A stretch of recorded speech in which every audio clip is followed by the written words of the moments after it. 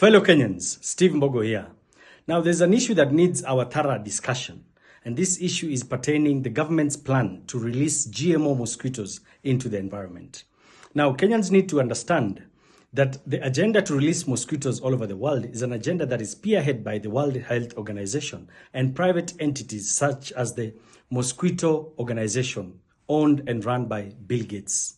Now, the government in itself is saying that it's going to release these mosquitoes to help combat infections such as malaria. But on looking and doing research further on matters to do with these GMO mosquitoes have been released in several countries some years back. These are programs that started in Mexico, Peru, Fiji, Colombia, Brazil, and Indonesia. Specifically in Brazil, GMO mosquitoes were released to combat what we call dengue fever. But apparently, after the release of the mosquitoes, dengue fever went up to about 400% more infections rather than curing the disease. Later on, the World Health Organization started vaccine mandates to combat what we call dengue fever. Today, as we speak in America, GMO mosquitoes were released in states such as Oxford, and the main intention was to combat malaria. Now, you have to understand that in America, malaria was last seen or traced in the year 1990s. But the funny thing today, there are two major infections that have become popular to an extent that some states are preferring what you call lockdowns. One of the diseases is malaria in itself. The second disease that is spreading in America today is a very rare condition that has no cure, and that is called encephalitis, which is basically the swelling of the brain.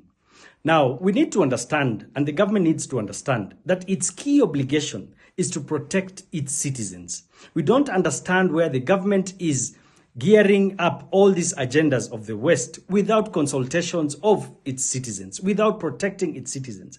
And I'm speaking from a point of view where most of us who are vaccinated with the COVID vaccine have developed various and different complications, from cardiovascular diseases to immunology disorders to myocarditis to blood clots.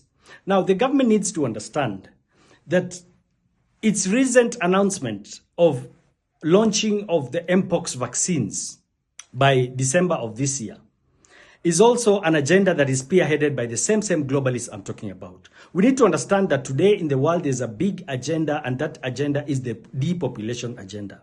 We will not sit back and watch the government use Kenyans as guinea pigs for these tests in Africa. It is a time Kenyans have to come united and understand that it is our right to protect our lives, to protect our children's lives, and to protect the future of this country. So I want to speak to the government categorically that it is time you wake up and understand that these agendas that these people, these globalists are pushing towards you to implement these involuntary vaccinations. We are seeing involuntary vaccinations today all over schools, all over churches, and in rural areas.